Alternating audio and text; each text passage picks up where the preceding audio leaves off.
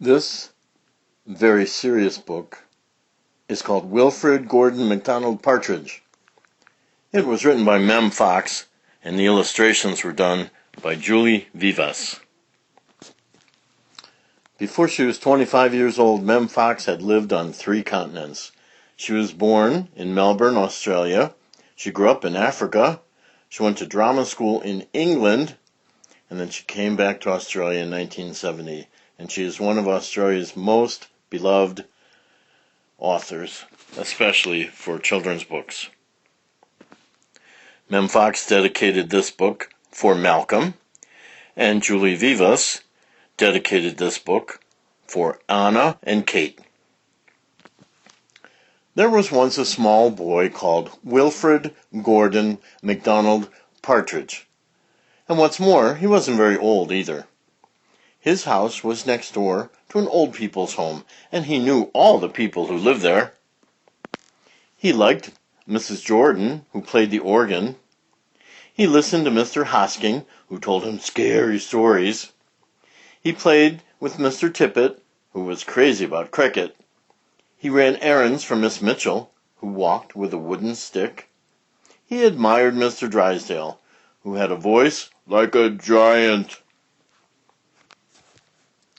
But his favorite person of all was Miss Nancy Allison Delacourt Cooper, because she had 4 names, just as he did. He called her Miss Nancy, and he told her all his secrets.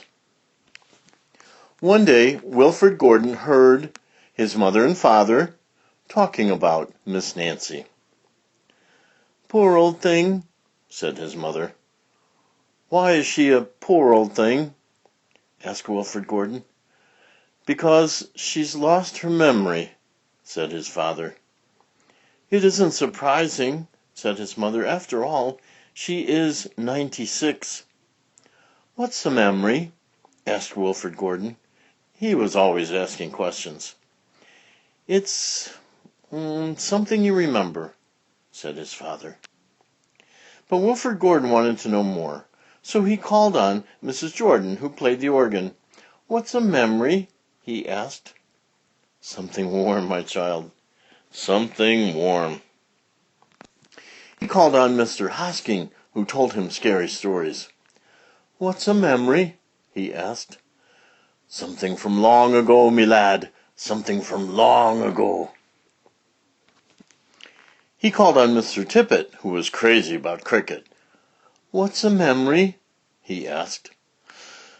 "Oh, something that makes you cry, my boy, something makes you cry." He called on Miss Mitchell, who walked with a wooden stick. What's a memory?" he asked. "Something that makes you laugh, my darling, something that makes you laugh." He called on Mr. Drysdale, who had a voice like a giant. "What's a memory?" he asked. "Something as precious as gold, young man. Something as precious as gold." So Wilfrid Gordon went home again to look for memories for Miss Nancy, because she had lost her own. He looked for the shoebox of shells he had found long ago last summer, and put them gently in a basket. He found the puppet on strings, which always made everyone laugh, and he put that in the basket, too. He remembered with sadness the medal which his grandfather had given him, and he placed it gently next to the shells. Next, he found his football, which was as precious as gold. And last of all, on his way to Miss Nancy's, he went into the hen house and took a fresh, warm egg from under a hen. Then Wilfrid Gordon called on Miss Nancy and gave her each thing one by one. "What a dear, strange child to bring me all these wonderful things," thought Miss Nancy. Then she started to remember. She held the warm egg and told Wilfrid Gordon about the tiny speckled blue eggs she had once found in a bird's nest in her aunt's garden. She put a shell to her ear and remembered going to the beach by tram long ago, and how hot she had felt in her button-up boots.